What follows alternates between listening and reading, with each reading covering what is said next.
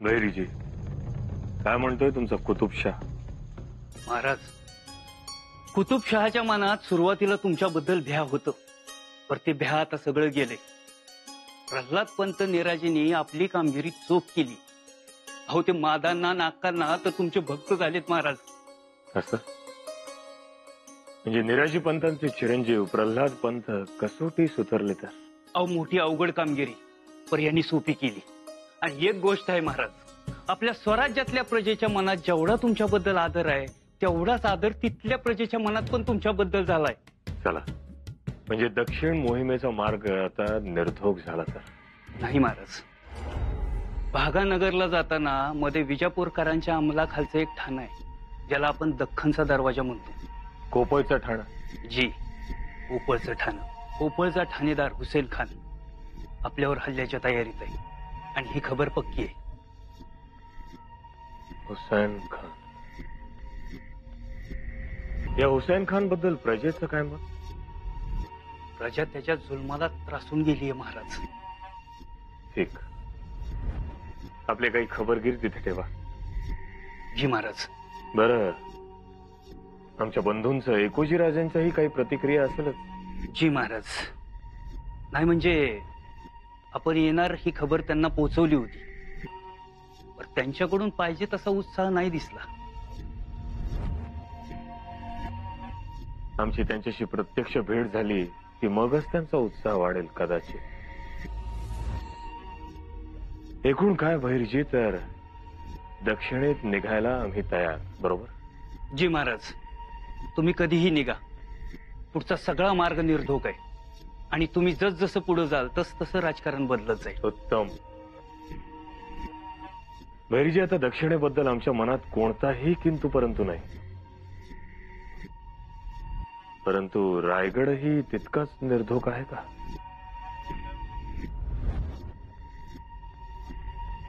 आलं लक्षात. आम्ही बाहेर पडण्या अगोदर गडावरचं वातावरण जरा चाचपून पहा. ते कमी आहे. जी. वारा नक्की कोणत्या दिशेने वाहतोय? घरांना घुशी लागतात, बिळं काढतात. आजकाल माणसांनाही कीड लागते, कित्येकांना स्वार्थाचं भिरूड लागतं. ते बघा. जी.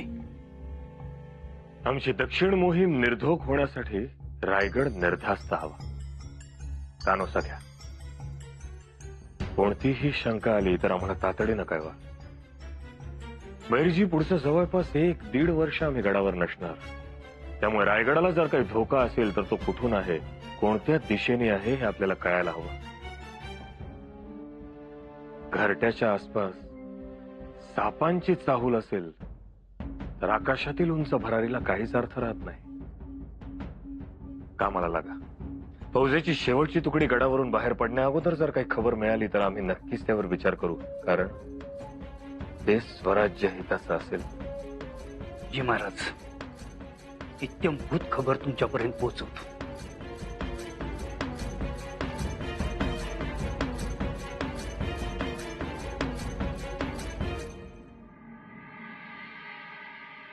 थांबावायच. सारखं आपलं पळत असता. एक पाय घरात तर दुसरा पाय घोड्यावर. अगं, मोहिमेची तयारी सुरू आहे. मोहीम काही तुम्हाला एकट्यालाच आहे का? नेणतेपणी बी तसंच आणि आता जाणतेपणी बी तसंच. काय आहे? काय नाही, नजर काढायची होती. हवं किती दृष्टावलात तुम्ही. अगं, आम्हाला कुणाची दृष्ट लागणार? काही एक नाव आहे का? कुणा कुणाची नावं घेऊ? हवं वाटणी मागणारा मागून मोकळा झाला असता, तर तुम्ही मात्र मनाचा मोठेपणा दाखवलाच. समद्या गळावर तीच चर्चा आहे. हवं कैक लोक म्हणतात युवराज म्हणजे सवाई शिवाजी राजच. अक्का, अगं, लोक काहीही बोलतात. आबासाहेबांच्या पायाची धूळ होणं ही दुरापास्त गोष्ट. सवाई शिवाजी राजे फार लांबची बाब. आम्ही काही करू शकतो जगात, पण आमच्या आबासाहेबांशी तुलना नाही. हो, पण माणसं लई जळत्यात. जेवढं तुमचं चांगलं होईल तेवढं ढारत्यात तुम्हाला. पाण्यात बघतात तुम्हासनी. कधी यो चुकल कधी यो फसल टपून बसलेलं असत्यात. हे सगळं तुझी माया बोलतीये. पर युवराज, लई भ्या वाटत. माणसं लई लबाड असत्यात. ती कशी वागत्यात ह्याचा अनुभव घेतलाच की. का अगं, माणसांमध्ये मतभेद आहे पण मनभेद नाही. आणि मनभेद नसतील तर चिंता कसली. सगळे भगव्यासाठी एक होतात, आबासाहेबांच्या विचारासाठी कटून मरतात. युवराजनी तुम्हीच सांगा धाराकाल, आपले सरदार कसे आहेत, मावळे कसे आहेत. आबासाहेबांचा विचार हेच त्यांचं जीवन. एकजूट आणि एकमूठ आहे. हो ना युवराजनी? हो युवराज. चला लवकर काय ती नजर काढून घ्या, आम्हाला जायचं आहे. वय.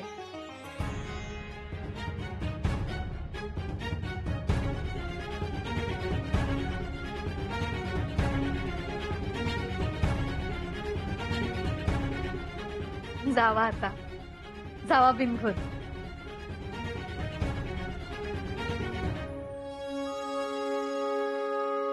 एवढा भोळेपणा मी आता तरी नाही पाहिला. हवं साधं मांजर, ते भी आपली पिल्लं 7 ठिकाणी ठेवत असत. एवढा सावधपणा त्याला. पर युवराज, त्यांना मात्र समद्या माणसांमध्ये भलेपणा दिसतो. त्याचीच काळजी वाटते धारात. नाही म्हणू नका सरकार. अहो लय चांगलं जळा नाही. सकाळ धरणं एक बी मोळी ऐकली नाही. घ्या घ्या. किती द्यायचे तुला मोळीचे? घ्या आता तुमच्या मनात येईल तेवढं. पर मालकाचं एखादं जुनं द्वातार असेल ना तर ती बी द्या. ठीक आहे, मोळी 8 ठेव आणि खांडू नाही दे सरपण. जी जी जी. युवराज, नवी तोप बघून फौज लय खुश आहे. लय खंगराट झालंय हात्यार. खुश झाली ना? होय. त्यांची खुशी महत्वाची. युवराज, काकू कशा आहात? इथूनच विचारणार की आतही येणार? फौजेची पाहणी करत चाललोय. आत या ना. आता मोहिमेवर गेलात की 2 वर्षांनी या. गुळाचा खडा खाऊन जा. या.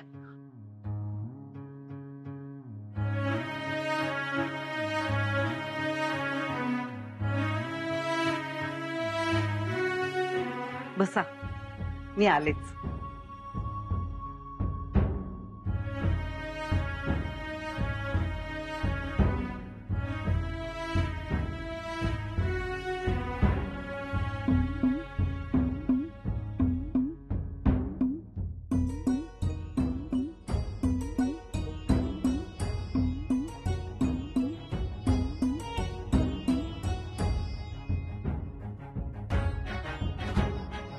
मोठं यश मिळवा. फत्ते करा मोहीम. रात्रंदिवस मेहनत करता आहात, त्याला आई भवानीच्या दरबारात दुजोरा मिळू द्या.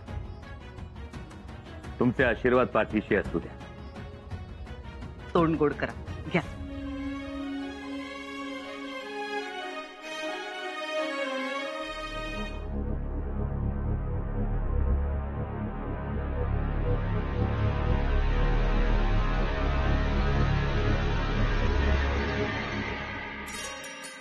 महाराज, या निराजी पंत. काय म्हणते तब्येत? तब्येत ठीक आहे महाराज. तब्येत सांभाळा, तुमचीही आणि स्वराज्याची. जी महाराज. निराजी पंत, स्वराज्यातील सगळ्या खटल्यांचा निपटारा करा. काझी हैदर यांना सोबतीला घ्या, पण न्याय हा वेळेवर आणि योग्य मिळावा. जी महाराज. महाराज, प्रल्हाद पंत आमचे चिरंजीव आलेत. तुमचे चिरंजीव आणि आमचे दक्षिणेतील कुशल वकील आहेत कुठे? या म्हणावा. जी.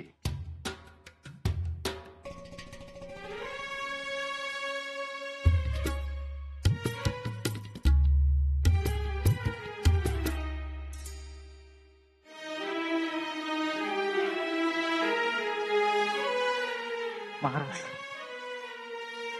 उठा प्रल्हाद पंत. शाबास, तुमची खूप मोठी कामगिरी बजावली. त्या मादंडांनी कुतुबशाहच्या मनात आमच्याबद्दलचा स्नेह निर्माण केला. ही गोष्ट खरंच यशदायी समजतो आम्ही. हा, पण मादंडांच्या मनात आमच्याबद्दलचा आदर मात्र तुम्ही निर्माण केला. ही बाब अधिक महत्वाची समजतो. महाराज, आपण सोपवलेली कामगिरी मी पूर्ण करू शकलो. खूप मोठं दिव्य होतं ते. पण आता कुतुबशहाशी मैत्री करण्यात कोणतीही अडचण येणार नाही. उत्तम. दक्षिणेत आता जेव्हा आमच्या मैत्रीचं पर्व सुरू होईल तेव्हा तो औरंगजेबा शह ठरेल. महाराज, आपली अशीच कृपादृष्टी राहू देत. ती तर आहेच. पंत, तुमचे चिरंजीवही अगदी तुमच्यासारखेच आहेत, कर्तृत्ववान, कर्तबगार. ते जर असेच राहिले तर एक दिवस स्वराज्यात नाव काढतील. महाराज, ही सगळी शिकवण आपली, ते आता आपल्या सोबत. महाराज, आता आपल्याशी एक विनंती आहे. बोलावं. महाराज, मला आता स्वराज्य कार्यातून विश्रांती द्यावी.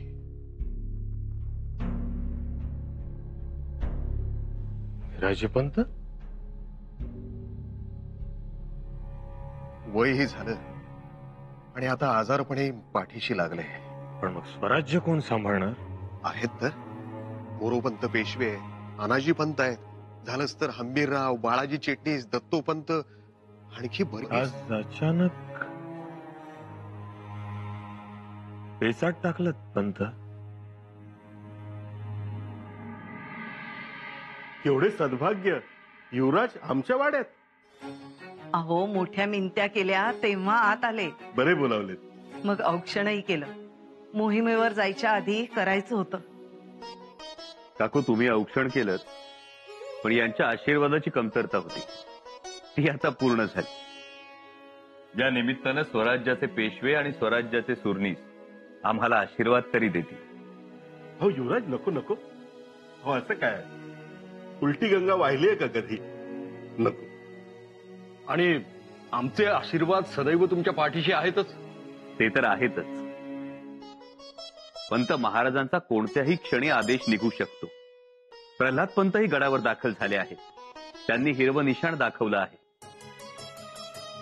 आम्ही फौजेच्या आघाडीवर असू, त्यामुळे आता आपली लवकर भेट नाही. हो, म्हणजे 1.5-2 वर्ष तरी हमखास. आता तुम्हा दोघांच्या जीवावरच स्वराज्य आहे. पंत, आपल्यात काही मतभेद असतील, पण मनभेद नक्कीच नाही. आणि त्यातूनही आमच्याकडून काही आगळीक घडली असेल तर वडिलकीच्या अंतःकरणानं आम्हाला क्षमा करा. युवराज, अनाजी पंत, आबासाहेबांचं जे संकल्पित आहे त्यासाठी आपली एकी असणं गरजेचं आहे.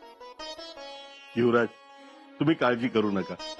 निर्धास्त जा, आम्ही घेऊ काळजी. ती तर तुम्ही घ्यालच, पण तरीही सांगणं आमचं कर्तव्य आहे. आणि त्याही पेक्षा आपल्याला आम्हाला काही सांगायचं असेल तर जरूर सांगा, कारण आपले बोल हे अनुभवाचे बोल असतील. हो, म्हणजे आमचा अनुभव आहेच, पण तुमचा झपाटा मोठा. तरीही आपण सांगावं, कारण आपल्या सूचना, आपला सल्ला आम्हाला उपयोगीच पडेल. निर्धास्त जावे. महाराज सोबत आहेत. हो, म्हणजे 33 कोटी देवच आपल्या सोबत आहेत. येतो येतो का?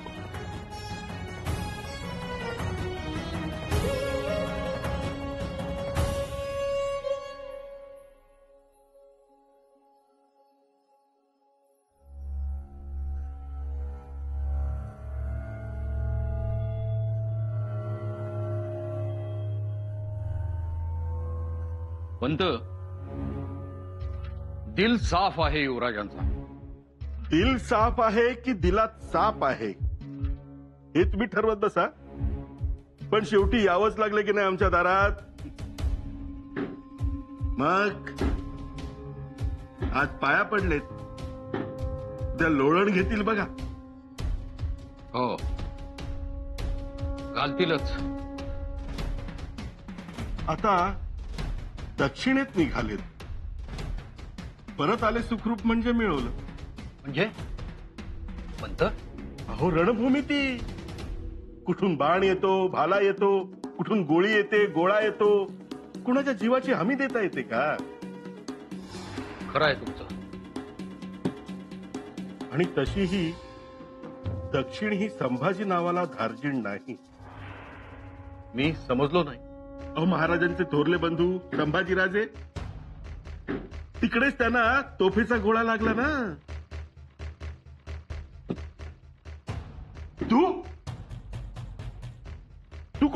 इथे काय करतोय? पंत, तुम्हाला नीट खोटही बोलता येत नाही. नाही नाही महाराज, मग अचानक हा असा निर्णय? निर्णय नाही, विनंती आहे महाराज. पंत, तुम्हाला चांगलंच ठाऊक आहे आम्ही दक्षिण दिग्विजयच निघालो आहोत, आणि या अशा आणीबाणीच्या वेळी तुम्ही निवृत्तीची विनंती मागता आहात. ही गोष्ट आम्हास रुचली नाही. महाराज तसे काहीही मनात आणू नये. आमच्या मनात काहीच नाहीये पंत. तुमचं मन साफ करा.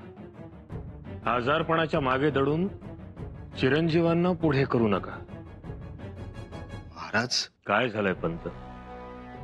या मोहिमेबद्दल तुमच्या मनात काही किंतु परंतु? आमच्या मनात कोणताही किंतु परंतु नाही, पण दक्षिण मोहिमेस आपण दोघा पितापुत्रांनी एकत्रित जाऊ नये.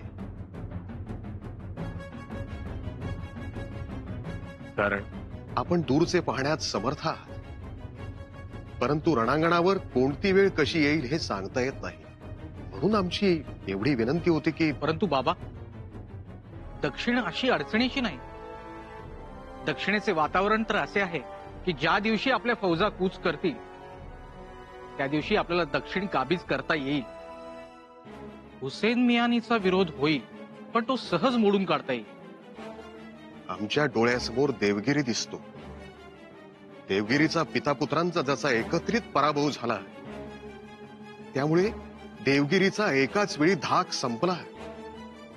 पित्याचा पराभव झाला, आता पुत्र येईल असा धाकही गनिमासमोर राहिला नाही. त्यामुळे देवगिरीच्या साम्राज्याची बघता बघता धुळधाण झाली. म्हणून म्हणतो, आपण पहिल्या ठेचा लक्षात घ्याव्यात. तुमच्या म्हणण्याचा रोख लक्षात आलाय आमच्या. आणि रायगडावरही नीट लक्ष राहणं गरजेचं.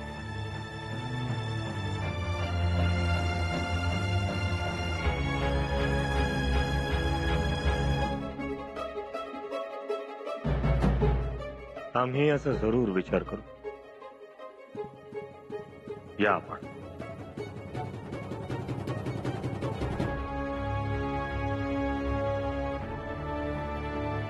निराजी पंतांनी देवगिरीच्या पितापुत्रांच्या पराभवाचं कारण सांगितलं, पण प्रधान हेमाड पंतांविषयी बोलायचं मात्र टाळलं.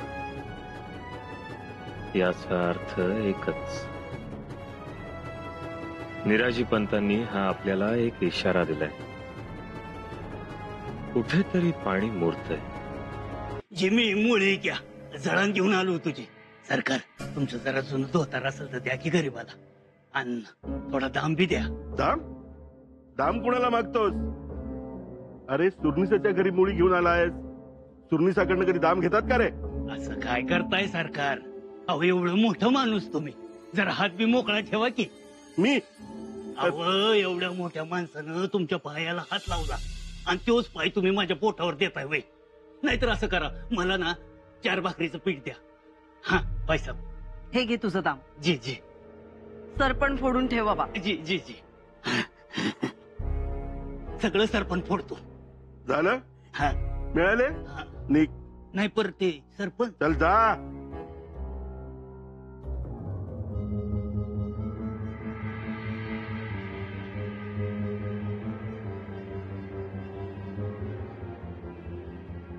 पंत, मखलाशी बघितलीत का? आमच्या पाया पडायचं म्हणत होते. एवढे ताठ युवराज एवढे वागतात? पंत, तुमची कुठेतरी गफलत होतीये. गफलत तुमची होतीये पंत. अहो, हेच ते युवराज ज्याने आपल्या दोघांना चोर, द्रव्य चोर मंत्री म्हटले होते. विसरलात? विसरलो नाही, पण पंत, आपण ती एकच गोष्ट धरून बसलोय. अहो, नामुष्कीच धरून ठेवायची असते. आणि दुसरी गोष्ट, आपण नाही धरली तर ती आपल्याला सोडत नाही. हेही खरंच म्हणा. प्रत्येक ठिकाणी आपला पाण उतारा केला आणि आता आलेत लोणी लावायला. पण त्यांना कुठे माहिती आहे हा अनाजी? पण पंत, आम्ही काय म्हणतो आहोत, ते जर झालं गेलं विसरून जा असं म्हणत असतील तर आपण कशाला या गोष्टी ताणून धरायच्या? पंत, तुमच्यापेक्षा ना तो मोळी विक्या बरा. अहो, त्याची निदान स्वतःची कुऱ्हाड तरी आहे, कासरा तरी आहे. पण तुमच्याकडे तर काहीच नाही. असं नाही पण पण आता 2 वर्ष आपल्याला रान मोकळं आहे. तुम्ही बघा तर. पंत महाराज आहेत ते. काही चुकीचं कराल तर फसाल. शिवाय महाराजही चोख बंदोबस्त केल्याशिवाय जाणारच नाहीत. तुम्ही बघा पंत, या काळात तुम्हाला हाजीर तो वजीर याची प्रचिती येईल.